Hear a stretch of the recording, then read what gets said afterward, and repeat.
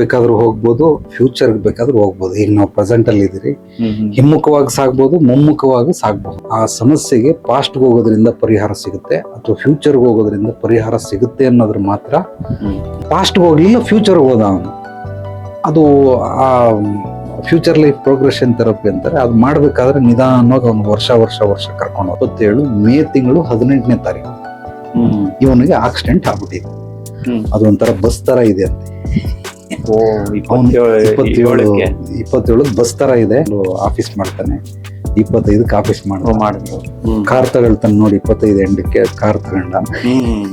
ಅಲ್ಲಿಗೆ ಎಲ್ಲ ಸತ್ಯನೇ ಅವ್ರು ಎಲ್ಲ ಸಲ ಅವ್ನು ಸಪೋರ್ಟ್ ಮಾಡಿದ್ರೆ ಮತ್ತೆ ತಿರ್ಗಾ ಅದಕ್ಕೆ ಒಂದು ಕಾಸ್ಮಿಕ್ ಬ್ರಿಡ್ಜ್ ಅಂತಾರೆ, ಅದನ್ನ ಮಾಡಿ ತಪ್ಪಿಸ್ಬೋದು. ಈ ತರ ಇಲ್ಲೊಂದು ಖಾಲಿ ಪೇಜ್ ಇದೆ, ನನ್ನ ಜೀವನವನ್ನ ನಾನು ರೂಪಿಸ್ಕೊಳ್ಬಹುದು, ನಿರ್ಮಿಸ್ಕೊಳ್ಬಹುದು, ಸೃಷ್ಟಿಸ್ಕೊಳ್ಬಹುದು ಅಂತ ಗೊತ್ತಿಲ್ಲ. ರಿವೀಲ್ ಮಾಡ್ತಾ ಇದಾರೆ ಗುರುಗಳು.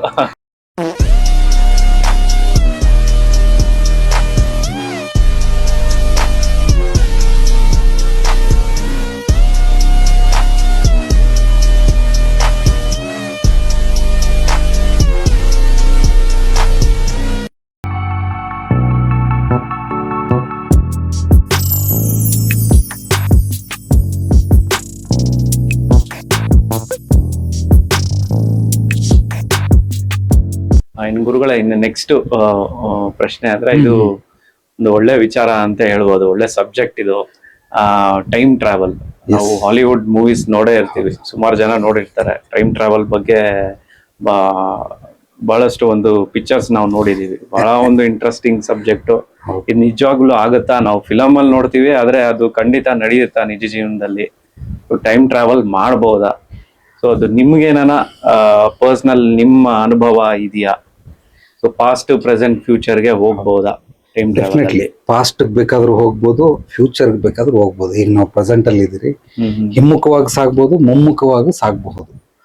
ಉದಾಹರಣೆ ಇಲ್ಲಿ ವಿಜ್ಞಾನ ಅಂದ್ರೆ ಆಧ್ಯಾತ್ಮ ಮತ್ತು ವಿಜ್ಞಾನ. ಈ ನಮ್ಮ ಗುರುಗಳು ಹೇಳ್ದಂಗೆ ಜ್ಞಾನಿಯ ಮೊಮ್ಮಗ ವಿಜ್ಞಾನಿ ಅಂತ ಹೇಳೋರು. ವಿಜ್ಞಾನಿ ಯಾವತ್ತು ಮೊಮ್ಮಗನಾಗೆ ಇರ್ತಾನ ಹೊರತು ಅವನ್ ತಾತ ಆಗಕ್ ಸಾಧ್ಯವಿಲ್ಲ. ಸೊ ತಾತ ಕುಂತಿರೋ ಜಾಗದಲ್ಲಿ ಎಲ್ಲವನ್ನ ನೋಡ್ಬಿಟ್ಟು ಬರ್ದ್ಬಿಟ್ಟ. ಶನಿ ಗ್ರಹ ಇದೆ, ಮಂಗಳ ಗ್ರಹ ಇದೆ, ಇಷ್ಟೇ ದೂರದಲ್ಲಿದೆ ಅಂತ. ಯಾವ ಟೇಪ್ ಇಲ್ಲ, ಯಾವ ವಿಜ್ಞಾನ ಇಲ್ಲ, ಏನಿಲ್ಲ, ಎಲ್ಲ ಬರ್ದ್ಬಿಟ್ಟವನು. ಸಂಸ್ಕೃತದಲ್ಲಿ ಎಲ್ಲವೂ ಕೂಡ ಅಚ್ಚಾಗಿ ಬಿದ್ದ್ಬಿಟ್ಟಿದೆ. ಬಟ್ ಜ್ಞಾನಿಯ ಮೊಮ್ಮಗ ವಿಜ್ಞಾನಿ ತಾತ ಹೋಗಿ ಹೇಳ್ಬಿಟ್ಟು ಬಂದ. ತಾತ ಹೇಳಿದ್ ನಿಜಾನ ಸುಳ್ಳ ನೋಡೋಣ, ಅವನು ಏನೋ ಆರ್ಯಭಟ್ಟ ಸ್ಯಾಟಲೈಟ್ ಕಂಡಿಡ್ದ ಬಿಟ್ಟ. ತಾತ ನೀನ್ ಹೇಳಿದ್ ನಿಜ ಅಂತ ಕನ್ಫರ್ಮ್ ಮಾಡ್ದ. ಅಂದ್ರೆ ವಿಜ್ಞಾನಿಗೆ ಏನ್ ಬೇಕು? ಪ್ರೂಫ್ ಬೇಕು. ಹೌದು. ಬಟ್ ಜ್ಞಾನಿಗೆ ಪ್ರೂಫ್ ಬೇಕಾಗಿಲ್ಲ, ಅವ್ನು ಕುಂತಿರೋ ಜಾಗದಲ್ಲಿ ಎಲ್ಲ ನೋಡ್ಬಿಡ್ತಾರೆ. ಈಗ ಕೈವಾರ ತಾತ 300 ವರ್ಷದ ಹಿಂದೆನೆ ಬರೆದ್ಬಿಟ್ಟವ್ರೆ. ಹೌದು, ಕಾಲಜ್ಞಾನ ಬರೆದು ಕೊರೋನಾ ಬರ್ತದೆ ಅಂತ ಬರ್ದವ್ರೆ. ಒಂದು ವಿಶೇಷವಾದ ಜೀವಿ ಬಂದು ಮನುಷ್ಯನ ಜೀವನವನ್ನ ಅಸ್ತವ್ಯಸ್ತಗೊಳಿಸ್ತದೆ. ಇದೆಲ್ಲ ಹೇಗ್ ಬರೆದ್ರು?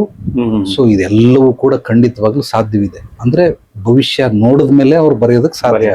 ಆಸ್ಟ್ರಡಮನ್ಸ್ ಅಂತ ಕರೀತಾನೆ, ಅಂದ್ರೆ ಭವಿಷ್ಯ ವರ್ತಕ ಅಂತ. ಆತನು ಕೂಡ ಭವಿಷ್ಯ ಹೇಳಿದಾನೆ. ಚೈನಾದಲ್ಲಿ ಒಬ್ಳು ಯಾರು ಲೇಡಿ ಇದ್ದಾಳೆ. ಸೊ ಆ ಅಮ್ಮ ಎಷ್ಟು ಜನ ಬೇಕು? ಒಬ್ಬರ ಇಬ್ಬರ ಎಲ್ಲರೂ ಕೂಡ ಹೇಗೆ ಹೇಳಕ್? ಕೆಲವ್ರಿಗೆ ಧ್ಯಾನದ ಮೂಲಕ ಗೊತ್ತಾಗುತ್ತೆ, ಕೆಲವ್ರಿಗೆ ಅವ್ರು ಕಲ್ತಿರೋ ವಿದ್ಯೆಗಳ ಮೂಲಕ ಗೊತ್ತಾಗುತ್ತೆ. ಅದೇ ರೀತಿ ಪಾಸ್ಟ್ ಆರ್ ಫ್ಯೂಚರ್ ಇದು ಎರಡಕ್ಕೂ ಹೋಗಬಹುದು. ಸೊ ಕೆಲವ್ರಿಗೆ ಸ್ಪಷ್ಟತೆ ಕೊಟ್ಬಿಡ್ತೀನಿ. ಇದಕ್ಕಿಂತ ಮುಂಚೆ ಸುಮಾರು ನನ್ ಪಾಸ್ಟ್ ನೋಡಿ ಅಂತ ಯಾರು ದಯವಿಟ್ಟು ಬರಬೇಡಿ. ಯಾರ್ದಾದ್ರೂ ಪಾಸ್ಟ್ ಆಗ್ಲಿ ಫ್ಯೂಚರ್ ಆಗ್ಲಿ ಅದು ಸುಮ್ನೆ ಸಿಗೋದಿಲ್ಲ. ಒಂದು ಸ್ಪಷ್ಟತೆ ಕೊಟ್ಬಿಡ್ತೀನಿ. ಈಗ ವಿಶ್ವ ಡಾಕ್ಟರ್ ಅಂತ ಇಟ್ಕೊಂಡೆ, ಡಾಕ್ಟ್ರೆ ನನಗೆ ಕುತೂಹಲಕ್ಕೆ ಫ್ರೆಂಡ್ ಅಲ್ವಾ ವಿಶ್ವ, ಆಪರೇಷನ್ ಮಾಡಿ ಅಂದ್ರೆ ಮಾಡಕ್ಕಾಗತ್ತಾ? ಇಲ್ಲ. ನಿಜವಾಗ್ಲೂ ಹಾರ್ಟಲ್ ಪ್ರಾಬ್ಲಮ್ ಇದ್ರೆ ವಿಶ್ವ ಡಾಕ್ಟರ್ ಆಗಿರೋದನ್ನ ಮಾಡ್ಲೇಬೇಕು. ಬಟ್ ಕುತೂಹಲಕ್ಕೆ ಯಾರು ಮಾಡ್ತಾರೆ ಆಪರೇಷನ್? ಯಾರು ಮಾಡಕ್. ಅದೇ ತರನೇ ಪಾಸ್ಟ್ ಆಗ್ಲಿ ಫ್ಯೂಚರ್ ಆಗ್ಲಿ ಇದು ಕುತೂಹಲಕ್ಕೆ ತಿಳ್ಕೊಳ್ಳುವಂತ ವಿಷಯ ಅಲ್ವೇ ಅಲ್ಲ. ಕುತೂಹಲಕ್ಕೆ ಸಿಗೋದು ಇಲ್ಲ. ನಿಜವಾಗ್ಲೂ ಆತನಿಗೆ ಏನಾದ್ರೂ ಸಮಸ್ಯೆಗಳಿದ್ದು ಆ ಸಮಸ್ಯೆಗೆ ಪಾಸ್ಟ್ ಹೋಗೋದ್ರಿಂದ ಪರಿಹಾರ ಸಿಗುತ್ತೆ ಅಥವಾ ಫ್ಯೂಚರ್ ಹೋಗೋದ್ರಿಂದ ಪರಿಹಾರ ಸಿಗುತ್ತೆ ಅನ್ನೋದ್ರ ಮಾತ್ರ ಮಾಡಬಹುದೇ ಹೊರತು ಎಲ್ರಿಗೂ ಇದು ಸಾಧ್ಯವಾಗಲ್ಲ. ಒಂದು ಉದಾಹರಣೆ ಹೇಳ್ತೀನಿ. 2021ನೇ ಇಸ್ವಿಯಲ್ಲಿ 21-22ರಲ್ಲಿ ನನ್ಗೊಂದಷ್ಟು ಜನ ಶಿಷ್ಯಂದಿರಿದ್ದಾರೆ. ಅವನು ಒಂದು 20-22 ವರ್ಷ ವಯಸ್ಸು. ಅವನಿಗೆ ಪಾಸ್ಟ್ ಲೈಫ್ ರಿಗ್ರೆಷನ್ ಥೆರಪಿ ಅಂದ್ರೆ ಪಾಸ್ಟ್ ಹೋಗೋದಕ್ಕೆ ಮಾಡೋಣ ಅಂತ ಮಾಡಿದೆ. ಪಾಸ್ಟ್ಗೆ ಹೋಗ್ಲಿಲ್ಲ. ಪಾಸ್ಟ್ ಅಂದ್ರೆ ಫಾರ್ ಎಕ್ಸಾಂಪಲ್ ಈಗ ಅವನಿಗೆ 22 ವರ್ಷ ಅಂದ್ರೆ 20 ವರ್ಷ, 15 ವರ್ಷ, 10 ವರ್ಷ ಆ ತರ ಹಿಮ್ಮುಖವಾಗಿ ಹೋಗ್ತಾ ಇರ್ತಾನೆ. ಫ್ಯೂಚರ್ ಅಂದ್ರೆ ಈಗ ಅವ್ನಿಗೆ 22-25 ವರ್ಷದಲ್ಲಿ ಹೆಂಗಿರ್ತಾನೆ, 30 ವರ್ಷದಲ್ಲಿ ಹೆಂಗಿರ್ತಾನೆ, 35ರಲ್ಲಿ ಹೆಂಗಿರ್ತಾನೆ, ಎಲ್ಲಿರ್ತಾನೆ, ಇದನ್ನೆಲ್ಲ ತಿಳ್ಕೊಳ್ಳೋದಕ್ಕೆ ಒಂದು ವ್ಯವಸ್ಥೆ. ಸೊ ಪಾಸ್ಟ್ಗೆ ಹೋಗ್ಲಿಲ್ಲ, ಫ್ಯೂಚರ್ಗೆ ಹೋದ ಅವನು.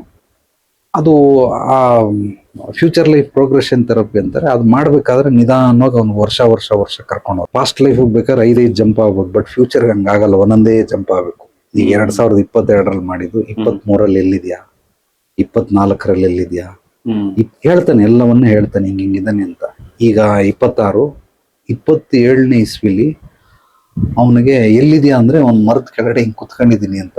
ಏನಾಗ್ತಾ ಇದೆ ಅಂದ್ರೆ ಪ್ರಜ್ಞೆ ಇಲ್ಲ ನನ್ಗೆ, ಅಂದ್ರೆ ಅನ್ಕಾನ್ಶಿಯಸ್ ಆಗ್ಬಿಟ್ಟಿದೀನಿ, ಕುತ್ಕೊಂಡಿದೀನಿ, ಯಾರಿದಾರ ಅಕ್ಕಪಕ್ಕ, ಯಾರು ಇಲ್ಲ, ನಿರ್ಜನ ಪ್ರದೇಶ. ಏನಾಗಿದೆ, ಏನಾಯ್ತು ಅಂತ ಗೊತ್ತಿಲ್ಲ, ನಾನು ಕುತ್ಕೊಂಡಿದೀನಿ ಅಂದ್ರೆ ಶರೀರದಲ್ಲಿ ಏನಾದ್ರು ಡ್ಯಾಮೇಜ್ ಆಗಿದೆಯಾ ಅಥವಾ ಹಾರ್ಟ್ ಅಟ್ಯಾಕ್ ಏನಾದ್ರು ಆಯ್ತಾ ಅಂತ ಕೇಳ್ತಾ ಇದೀನಿ. ಗೊತ್ತಿಲ್ಲ, ಏನೂ ಆಗಿಲ್ಲ, ಸುಸ್ತಾಗ್ತಾ ಇದೆ ನನಗೆ. ಕಣ್ಬಿಟ್ಟಿದ್ಯಾ? ಇಲ್ಲ, ಕಣ್ಬಿಟ್ಟಿಲ್ಲ, ಅನ್ಕಾನ್ಶಿಯಸ್ ಆಗಿದ್ದೀನಿ. ಏನಾಗಿದೆ ಅಂತ ಸ್ವಲ್ಪ ಹಿಂದೆ ಬಂದು ನೋಡು ಅಂತಂದ್ರೆ ಅವನಿಗೆ ಆಕ್ಸಿಡೆಂಟ್ ಆಗ್ಬಿಟ್ಟಿದೆ 2027. ಅದೆಲ್ಲ ಡೇಟ್ ಎಲ್ಲ ಬರ್ದಿಟ್ಟಿದೀನಿ. 2027 ಮೇ ತಿಂಗಳು 18ನೇ ತಾರೀಕು ಇವನಿಗೆ ಆಕ್ಸಿಡೆಂಟ್ ಆಗ್ಬಿಟ್ಟಿದೆ. ಈ ಆಕ್ಸಿಡೆಂಟ್ ಅಲ್ಲಿ ಯಾವುದೋ ಒಂದು ಲಾರಿ ಬಂದು ಒಂದು ಗಾಡಿ ಇದೆ, ಗಾಡಿ ಗುದ್ಬಿಟ್ಟೈತೆ. ಆ ಗಾಡಿ ಹೆಂಗಿದೆ ಅಂತ ಕೇಳಿದ್ರೆ ಕೆಲವ್ರಿಗೆ ಸ್ಪಷ್ಟವಾಗಿ ಕಾಣಿಸುತ್ತೆ, ಕೆಲವರು ಸ್ಪಷ್ಟವಾಗಿ ಕಾಣಿಸಲ್ಲ. ಒಂದು ಗಾಡಿ ಶೇಪ್ ಮಾತ್ರ ಹೇಳದ್ನೇ ಹೊರತು ನಂಬರ್ ಹೇಳಲಿಲ್ಲ.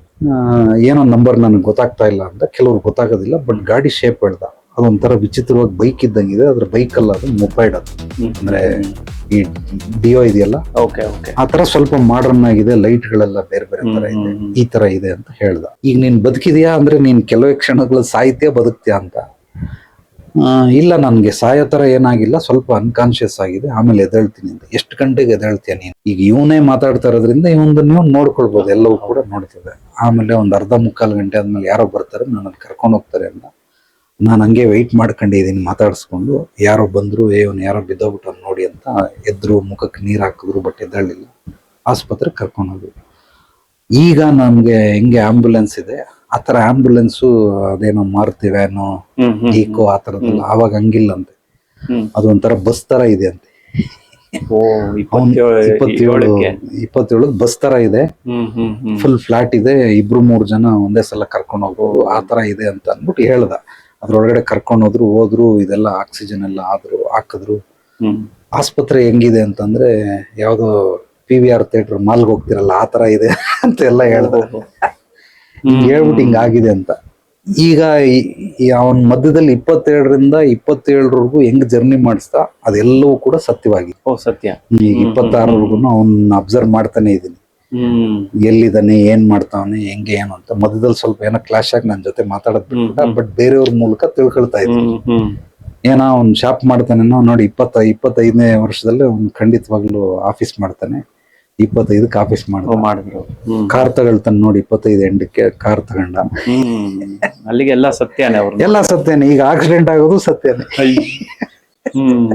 ಅದನ್ನ ತಪ್ಸಕ್ ಆಗಲ್ವಾ? ಖಂಡಿತವಾಗ್ಲು ಅವ್ನ್ ಸಪೋರ್ಟ್ ಮಾಡಿದ್ರೆ ಮತ್ತೆ ತಿರ್ಗಾ ಅದಕ್ಕೆ ಒಂದು ಕಾಸ್ಮಿಕ್ ಬ್ರಿಡ್ಜ್ ಅಂತಾರೆ, ಅದನ್ನ ಮಾಡಿ ತಪ್ಪಿಸ್ಬೋದು. ಈ ತರದ್ದು ಸುಮಾರು ಜನಕ್ಕೆ ನಾನು ಆತರ ಮಾಡಿ. ಅಂದ್ರೆ ಇವಾಗ ಇವೆಲ್ಲ ಆಗೋದು ಒಂದು ವಿಧಿ ಪ್ರಕಾರ ಅಂತ ಹೇಳ್ತಾರೆ, ಆ ವಿಧಿನೇ ಚೇಂಜ್ ಮಾಡ್ಬೋದಾ ನಾವು? ಇಲ್ಲ ಮಿತ್ರ, ಇಲ್ಲಿ ಕೆಲವೊಂದು ಅಂದ್ರೆ ಈಗ ನೀನ್ ಕೇಳಿರೋ ಪ್ರಶ್ನೆಗೆ ನಾನ್ ಸೀಕ್ರೆಟ್ ನ ಹೇಳಲೇಬೇಕಾಗ್ತದೆ. ಯಾಕಂದ್ರೆ ನಮಗೂ ಅದು ಕುತೂಹಲ. ಹೇಳಿದ್ರೆ ಅದು ಸಾಧ್ಯವೇ ಇಲ್ಲ. ಒಂದು ಉದಾಹರಣೆಗೆ ಹೇಳ್ಬಿಡ್ತೀನಿ, ಏನ್ ಸೀಕ್ರೆಟ್ ಏನಿಲ್ಲ, ತಿಳ್ಕೊಳ್ಳೋರು ತಿಳ್ಕೊಳ್ಳಿ. ವಿಧಿ ಬರಹ, ಹಣೆ ಬರಹ, ಬ್ರಹ್ಮ ಬರಹ ಎಲ್ಲವೂ ಸತ್ತಿವೆ. ನಾವು ಒಂದು ಪುಸ್ತಕನ ಹಿಂಗ್ ತೆಗೆದ್ರೆ ಓಪನ್ ಆಗುತ್ತೆ, ಪುಸ್ತಕ ಮುಚ್ಚಿರ್ತದೆ, ಬುಕ್ ಆರ್ ಎಕ್ಸಸೈಸ್ ಓಪನ್ ಮಾಡಿದ್ರೆ ತೆಗೆಯುತ್ತೆ. ಈ ಸೈಡ್ ಅಲ್ಲಿ ವಿಧಿ ಬರಹ, ಬ್ರಹ್ಮ ಬರಹ, ಹಣೆ ಬರಹ ಎಲ್ಲ ಬರೆದ್ಬಿಟ್ಟವ್ರು. ಒಂದು ಚುಕ್ಕಿ ಗಿಡಕ್ಕೂ ಜಾಗ ಇಲ್ಲ. ಇವನ್ ಹಿಂಗೆ ಇರ್ಬೇಕು, ಹಿಂಗೆ ಆಗ್ಬೇಕು, ಹಿಂಗೆ ಸಾಯ್ಬೇಕು, A to Z ಎಲ್ಲ ಬರೆದ್ಬಿಟ್ಟೈತೆ. ಎಲ್ಲ ಅದನ್ನ ನಡೀತದೆ. ಈ ಕಡೆ ಇನ್ನೊಂದು ಪೇಜ್ ಇದೆಯಲ್ಲ, ಇದ್ರಲ್ಲಿ ಏನೂ ಬರೋದಿಲ್ಲ, ಸಂಪೂರ್ಣವಾಗಿ ಖಾಲಿ ಇದೆ. ಇದು ಆಕ್ಚುಲಿ ಕ್ಲಾಸಲ್ಲಿ ಮಾಡೋ ಪಾಯಿಂಟ್ಗಳನ್ನ ವಿಶ್ವಪ್ರಿಯ ಚಾನಲ್ಗೋಸ್ಕರ ಕೊಡ್ತಾ ಇದೀನಿ. ಯಾಕೆಂದ್ರೆ ಪ್ರೇಕ್ಷಕರು ಬಹಳ ಅದ್ಭುತವಾಗಿ ರೆಸ್ಪಾನ್ಸ್ ಮಾಡ್ತಾ ಇರೋದ್ರಿಂದ ಸೀಕ್ರೆಟ್ ರಿವೀಲ್ ಮಾಡ್ತಾ ಇದ್ದಾರೆ ಗುರುಗಳು. ಸೊ ಇಲ್ಲಿ ಏನೂ ಬರೋದಿಲ್ಲ, ಚೆನ್ನಾಗಿ ತಿಳ್ಕೊಳ್ಳಿ. ಗುರುಗಳಾದವರು ಈ ಬರೆಯುವಂತ ಸಾಹಿತ್ಯಗಳನ್ನ ಅಥವಾ ವಿದ್ಯೆ ಕಲೆಗಳನ್ನ ಕಲ್ತಿರೋದ್ರಿಂದ ನಾನು ಹೆಂಗ ತಿದ್ದುತ್ತೀನಿ ಅಂದ್ರೆ, ಸಮಸ್ಯೆಗಳನ್ನ ಹೇಗ್ ಪರಿಹಾರ ಮಾಡ್ತೀನಿ ಅಂದ್ರೆ ಹಿಂಗೆ. ನನ್ನ ಅನುಭವದಲ್ಲಿ 100ಕ್ಕೆ 99 ಜನ ಹುಟ್ಟತಾರೆ, ಬೆಳಿತಾರೆ, ಸಾಯ್ತಾರೆ, ಇಲ್ಲಿ ಏನೂ ಬರ್ಕೊಳ್ಳೋದಿಲ್ಲ. ಇಲ್ಲಿ ಏನೇನ್ ಬರೆದಿದೆ ಅದೇ ನಡೀತಾ ಇರ್ತದೆ ಹೊರತು ಇಲ್ಲೊಂದು ಖಾಲಿ ಪೇಜ್ ಇದೆ, ನನ್ನ ಜೀವನವನ್ನ ನಾನು ರೂಪಿಸ್ಕೊಳ್ಬೋದು, ನಿರ್ಮಿಸ್ಕೊಳ್ಬೋದು, ಸೃಷ್ಟಿಸ್ಕೊಳ್ಬೋದು ಅಂತ ಗೊತ್ತಿಲ್ಲ. ಇದು ಮನುಷ್ಯನಿಗೆ ಗೊತ್ತಾಗೋದಿಲ್ಲ. ಅದು ಮುಂದೆ ಗುರಿ, ಹಿಂದೆ ಗುರು ಇರಲೇಬೇಕು. ಹೌದು. ಮಹಾಭಾರತದಲ್ಲಿ ಕೃಷ್ಣನ್ ತೆಗೆದ್ಬಿಡಿ, ಮಹಾಭಾರತ ಧೂಳಿಗೂ ಸಮ ಇಲ್ಲ. ಹೌದು, ಅವ್ರಿಲ್ಲ ಅಂದ್ರೆ ಮೂಲ ಸೂತ್ರಧಾರಿ, ಸತ್ವ ಮಹತ್ವ ಎಲ್ಲ ಕೃಷ್ಣನಲ್ಲೇ ಇರೋದು ಹೊರತು ಬೇರೆ ಯಾವುದೇ ಜೀವಕ್ಕೂ ಜೀವ ಇಲ್ಲ, ಪಾತ್ರಗಳಿಗೆ ಜೀವ ಇರಕ್ ಸಾಧ್ಯವೇ ಇಲ್ಲ. ಕೃಷ್ಣನ್ ತೆಗೆದ್ಬಿಡಿ, ಅದು ಮಹಾಭಾರತ ಅಲ್ಲ, ಅದು ಯಾವ್ದೋ ಒಂದು ಸಾಮಾನ್ಯ ಸ್ಟೋರಿ. ಅದಕ್ಕೆ ಬೆಲೆ ಇಲ್ಲ. ಕೃಷ್ಣ ಇದ್ರೇನೆ ಅರ್ಜುನ, ಭೀಮ, ಧರ್ಮರಾಯ, ನಕುಲ, ಸಹದೇವ ಎಲ್ಲಾ ಜೀವಿಗಳಿಗೂ ಪಾತ್ರ ಬರ್ತದೆ. ಅದೇ ತರನೇ ಮುಂದೆ ಗುರಿ, ಹಿಂದೆ ಗುರು. ಕೃಷ್ಣ ಪರಮಾತ್ಮನ ತರ ಒಬ್ಬ ಗುರು ಇದ್ರೆ ಇಲ್ಲಿ ಏನೇನ್ ಬರೀಬೇಕು ಅಂತ ಗೊತ್ತಾಗುತ್ತೆ. ಯಾರನ್ನ ಬೇಕಾದ್ರೂ ಬದಲಾಯಿಸಬಹುದು, ಹೆಂಗ್ ಬೇಕಾದ್ರೂ ಬದಲಾಯಿಸಬಹುದು. ಆ ಬದಲಾಯಿಸೋದಕ್ಕೆ anything is possible, everything is possible when you know the system and process. ಕೆಲವ್ರು ಗೊತ್ತಿಲ್ಲ ಸಿಸ್ಟಮ್ ಪ್ರೋಸೆಸ್, ಅದಕ್ಕೆ ಇಲ್ಲಿ ಏನೇನಿದೆ ಎಲ್ಲ ನಡೀತಾ ನಡೆಯುತ್ತೆ ಅಷ್ಟೇ. ಈಗ ಅವ್ನಿಗೆ ಆಕ್ಸಿಡೆಂಟ್ ಆಗ್ಬೇಕು, ಇಲ್ಲಿ ಬರದೈತೆ, ನಡೀತಾ ಇದೆ. ಬಟ್ ತಪ್ಪಿಸ್ಬೋದು, ಖಂಡಿತವಾಗ್ಲೂ ತಪ್ಪಿಸ್ಬೋದು. ತಪ್ಪಿಸೋದಕ್ಕೆ ಅವಕಾಶನೂ ಕೊಟ್ಟಿದ್ದಾನೆ ಭಗವಂತ. ಅಷ್ಟೊಂದು ಕ್ರೂರಿ ಇಲ್ಲ, ಇಲ್ಲಿ ಮಾಡ್ಕೊಂಡಿದ್ದಾನೆ, ಬಟ್ ಇಲ್ಲಿ ಮಾಡ್ಲಿಲ್ಲ. ಸೊ ಇದಕ್ಕೆ ಚೆನ್ನಾಗಿ ತಿಳ್ಕೊಳ್ಳಿ. ಇದು ಯಾರ್ದು ಏನಾಗುತ್ತೆ ಅನ್ನೋದಕ್ಕೆ ಅಂದ್ರೆ ಕೇಳದಂತ ಪ್ರಶ್ನೆಗೆ ಉತ್ತರ ಕೊಟ್ಟಿದ್ದೀನಿ. ಹಣೆ ಬರಹ, ಬ್ರಹ್ಮ ಬರಹ, ವಿಧಿ ಬರಹ ಪರಮ ಸತ್ಯ. ನಾನು ಅದನ್ನ ಸುಳ್ಳು ಅಂತ ಹೇಳಲ್ಲ. ಬಟ್ ಇಲ್ಲಿ ಖಾಲಿ ಇರೋದು ಸತ್ಯ, ಇದು ಪರಮ ಸತ್ಯ. ಇಲ್ಲಿ ಏನ್ ಬೇಕಾದ್ರೂ ಬರ್ಕೊಳ್ಳಿ, ಅದನ್ನ ಮಾಡ್ಕೊಳ್ಳೇಬಹುದು. ಒಂದು ಇನ್ನೊಂದು ಸ್ಪಷ್ಟತೆ ಕೊಟ್ಬಿಡ್ತೀನಿ. ಇಲ್ಲಿ ಪಾಸ್ಟ್ ಲೈಫ್ ಅಂದ್ರೆ ಗತ ಜನ್ಮದ್ದು ಪೂರ್ವಜರಿಂದ ಬಂದ ಕರ್ಮ ಈ ದೇಹದಲ್ಲಿ ಮಾಡ್ಕೊಳ್ಳ 3 ಕರ್ಮಗಳು ನಮ್ಮನ್ನ ಆಳ್ತವೆ. ಗತ ಜನ್ಮದ ಕರ್ಮಗಳು, ಪೂರ್ವಜರಿಂದ ಬಂದ ಕರ್ಮ, ಈ ದೇಹದಲ್ಲಿ ಮಾಡಿರೋ ಕರ್ಮ. ಇದರಲ್ಲಿ ಪಾಪ ಕರ್ಮಗಳೊಂದಷ್ಟು, ಪುಣ್ಯ ಕರ್ಮಗಳೊಂದಷ್ಟು. ಯಾವುದನ್ನ ಬದಲಾಯಿಸಕ್ ಆಗಲ್ಲ ಅನ್ನೋದಕ್ಕೆ ಒಂದು ಸ್ಪಷ್ಟತೆ ಕೊಟ್ಬಿಡ್ತೀನಿ. 20-30-50 ಅಂತ ಒಂದು ಪ್ರಿನ್ಸಿಪಲ್ ಇದೆ ಇಲ್ಲಿ. ಇದನ್ನ ಗೋಲ್ಡನ್ ರೇಷಿಯೋ ಅಂತ ಕರೀತಾರೆ. 50% ಸಮಸ್ಯೆಗಳು ಮನುಷ್ಯನಿಗೆ ಬರುವಂತವು ಕಾಲಾಯ ತಸ್ಮೈ ನಮಃ ಅಂತ ಅದಷ್ಟು ಕದೆ ಮಾಯ ಆಗ್ಬಿಡ್ತದೆ. ಸುಮ್ಮನಾಗ್ಬಿಡಿ, ಅದು ಪರಿಹಾರ ಸಿಗ್ತದೆ. 50% ಸಮಸ್ಯೆಗಳು. 30% ಸಮಸ್ಯೆಗಳು ಯಾರಾದ್ರೂ ವೃತ್ತಿಪರ ವ್ಯಕ್ತಿಗಳು, ಮಾರ್ಗದರ್ಶಕರು, ಗುರುಗಳಿಂದ ಪರ್ಟಿಕ್ಯುಲರ್ ಆಗಿ ಆ ಸಮಸ್ಯೆಯನ್ನ ಬಗೆಹರಿಸೋರಿಂದ ಕೇವಲ ದುಡ್ಡನ್ನ ಕೊಟ್ಟು ಖರ್ಚು ಮಾಡದೇನೆ ಇದನ್ನ ಮಾಡಕ್ಕಾಗೋದಿಲ್ಲ. ಖರ್ಚು ಮಾಡೇ ವ್ಯಕ್ತಿಗಳ ಮೂಲಕನೇ ಇದನ್ನ ಬಗೆಹರಿಸ್ಕೊಳ್ಬೇಕೆ ಹೊರತು ಇದು ಕಾಲಾಯ ತಸ್ಮೈ ನಮಃ ಅಂತ ಬಗೆಹರಿಯೋದಿಲ್ಲ. 50% ಬಗೆಹರಿತದೆ. ಒಂದು ಉದಾಹರಣೆಗೆ, ಈಗ ಯಾರಿಗೋ ಮಕ್ಕಳಿಲ್ಲ, ಮದುವೆ ಆಗಿಲ್ಲ, ಸೊ ಅಂತವ್ರಿಗೆ ಈಗ ನನ್ನ ಹತ್ರ ಬಂದಿದ್ದಾರೆ. ನಾನು ಅದಕ್ಕೆ ಏನ್ ಸಂಭಾವನೆ ಬೇಕು ಅದನ್ನ ತಗೊಂಡ್ ಮಾಡ್ಲೇಬೇಕು. ಅವ್ರು ನನ್ನ ಹತ್ರ ಮಾಡ್ತಿಲ್ಲ ಅಂದ್ರೆ ಎಲ್ಲ ಆಸ್ಪತ್ರೆಗೆ ಹೋಗ್ತಾರೆ, ಅಲ್ಲೊಂದಷ್ಟು ಖರ್ಚಾಗುತ್ತೆ, ಇಲ್ಲೊಂದ್ ಏನೋ ಪೂಜೆ ಪುನಸ್ಕಾರ ಮಾಡ್ತಾರೆ. ನಾನಾಗಿರ್ಬೋದು, ಪೂಜೆ ಪುನಸ್ಕಾರ ಆಗಿರ್ಬೋದು, ಶಾಸ್ತ್ರಗಳಾಗಿರ್ಬೋದು, ಡಾಕ್ಟರ್ ಆಗಿರ್ಬೋದು, ಲಾಯರು, ಕೋರ್ಟು, ಕಚೇರಿ, ಏನೋ ಕೇಸ್ಗಳೆಲ್ಲ ನಡೀತಾ ಇರ್ತಾರೆ. ಯಾರಿಂದ ಸಮಸ್ಯೆನಾದ್ರೂ ಬಗೆಹರಿಸ್ಕೊಳ್ಳಿ. ಇದು ದುಡ್ಡು ಖರ್ಚಾಗ್ದೇನೆ ಸಮಸ್ಯೆಗಳು ಬಗೆಹರಿಯೋದಕ್ಕೆ ಸಾಧ್ಯವಿಲ್ಲ. ಇದಕ್ಕೆ ಇಂತಿಷ್ಟು ಖರ್ಚನ್ನ ನೀವು ಮಾಡಿದ್ರೆ ಮಾತ್ರ ಈ ಸಮಸ್ಯೆಗಳು ಬಗೆಹರಿತವೆ. ಖರ್ಚು ಮಾಡಿದ್ರು ಕೂಡ ಆ ವ್ಯಕ್ತಿಗಳು ಸಿಗಬೇಕು, ಮೂಲ ವ್ಯಕ್ತಿಗಳು ಸಿಗಬೇಕು. ಅಲ್ಲಿವರೆಗೂ ಸಿಗೋರು ವ್ಯಕ್ತಿಯಿಂದಾನೇ ಸಾಧ್ಯ ಅವ್ರು ಸಿಗಬೇಕು. ಇನ್ನ 20% ಇದೆಯಲ್ಲ, ಇದನ್ನ ದೇವರು ಏನು ಮಾಡಕ್ಕಾಗಲ್ಲ, ಅನುಭವಿಸ್ಲೇಬೇಕು. ಹಾಲಿಗೆ ಬಂದದ್ದು ಪಂಚಾಮೃತ ಅಂತ ಅನುಭವಿಸ್ಬೇಕು. ಈ 20% ಅಲ್ಲಿ ಏನಾದ್ರು ಅವ್ರಿಗೆ ಮಕ್ಕಳಾಗಲ್ಲ ಅನ್ನೋದಿದ್ರೆ ನಾನು ಅದನ್ನ ಕಂಡಿಡ್ದ್ಬಿಟ್ಟು ಇಲ್ಲಮ್ಮ ನಿಮ್ಮ ಮಕ್ಕಳಾಗಲ್ಲ ಅಂತ ಹೇಳ್ಬಿಡ್ತೀನಿ. ನೀವು ನಿಮ್ ಕಡೆಯಿಂದ ಕ್ಲಾರಿಫಿಕೇಶನ್ ಕೊಡ್ತೀನಿ. 30% ಅಲ್ಲಿ ಇದ್ರೆ ನಾನು ಮಾಡ್ತೀನಿ. ಈ 30% ಒಳಗಡೆ ಇದ್ರೆ ಅಂದ್ರೆ ಇದಕ್ಕೆ ಕೆಲವೊಂದು ಯೋಗ ಕ್ರಿಯೆ, ಧ್ಯಾನ ಕ್ರಿಯೆ, ರುದ್ರ ಕ್ರಿಯೆ, ಬ್ರಹ್ಮಕ್ರಿಯೆ, ವಜ್ರ ಕ್ರಿಯೆ ಅಂತಿದೆ. ಈ 5ರಲ್ಲಿ ಪಂಚಭೂತಗಳ ತರ ಇದು ಕೂಡ ಪಂಚಾಮೃತ ಅಂತ ಅತ್ಯದ್ಭುತವಾದ ಸತ್ವ ಉಳ್ಳಂಥದ್ದು. ಇದ್ರ ಮೂಲಕ ಅದನ್ನ ಪರಿಹಾರ ಮಾಡ್ಬೋದು. 30% ಅಲ್ಲಿ ಇದ್ರೆ. 20% ಅಲ್ಲಿ ಇತ್ತು ಅಂದ್ರೆ ನಾನು ಹೇಳ್ಬಿಡ್ತೀನಿ, ಇದು ನನ್ನಿಂದ ಸಾಧ್ಯವಿಲ್ಲ, ದಯವಿಟ್ಟು ಕ್ಷಮಿಸಿ, ನಿಮಗೆ ಮಕ್ಕಳಾಗೋದಿಲ್ಲ. ಅದ್ರ ಬದಲು ಪರ್ಯಾಯ ವ್ಯವಸ್ಥೆಗಳನ್ನು ಕಂಡುಕೊಳ್ಳಿ. ಅಂದ್ರೆ ಅನಾಥಾಶ್ರಮ ದತ್ತು ತಗೊಳ್ಳಿ, ಸಾಕೊಳ್ಳಿ. ಇಲ್ಲ ಏನಾದ್ರು ಡಾಕ್ಟರ್ ಹತ್ರ ಹೋಗ್ಬಿಟ್ಟು ಏನೋ IVF ಅದು ಇದು ಮಾಡ್ಕೊಳ್ಳಿ. ಅದಕ್ಕೆ ಗ್ಯಾರಂಟಿ ಅದಕ್ಕೆ ನಾನು ಕೊಡಲ್ಲಪ್ಪ, ಅದು ಅವ್ರು ಡಾಕ್ಟರ್ ಕೊಡ್ಬೇಕು, ನಾನು ಹೆಂಗ್ ಕೊಡಕ್ಕಾಗುತ್ತೆ? ಏನೋ ಮಾಡಿ. ಬಟ್ ಅದನ್ನ ನಾನು 20% ಅಲ್ಲಿ ಇದ್ರೆ ನಾನು ಅದಕ್ಕೆ ಕೈ ಹಾಕೋದೇ ಇಲ್ಲ. ಇದು ಯಾಕೆಂದ್ರೆ ಇದನ್ನ ನಾನು ಇಲ್ಲಿ ಬರ್ದಿರೋದನ್ನ ಬದಲಾಯಿಸಕ್ಕಾಗಲ್ಲ. ಬಟ್ ಎಕ್ಸ್ಟ್ರಾ ಬೇಕಾದ್ರೆ ಬರ್ಕೊಳ್ಬೋದು. ಅದಕ್ಕೋಸ್ಕರ ಕ್ಲಾರಿಟಿ ಕೊಡ್ತಾ ಇದೀನಿ. ಈ 20-30-50 ಈ 3ರಲ್ಲೂ ಕೂಡ ಬಹಳ ಬಹಳ ವ್ಯತ್ಯಾಸ ಇದೆ. ಎಲ್ಲಾ ಸಮಸ್ಯೆಗಳನ್ನು ಬಗೆಹರಿಸಕ್ಕಾಗಲ್ಲ. 20 ಇದ್ರೆ ನಾನು ಆ ಕಡೆ ತಿರುಗದೇ ಇಲ್ಲ. 30 ಇದ್ರೆ ತಿರುಗ್ತೀನಿ.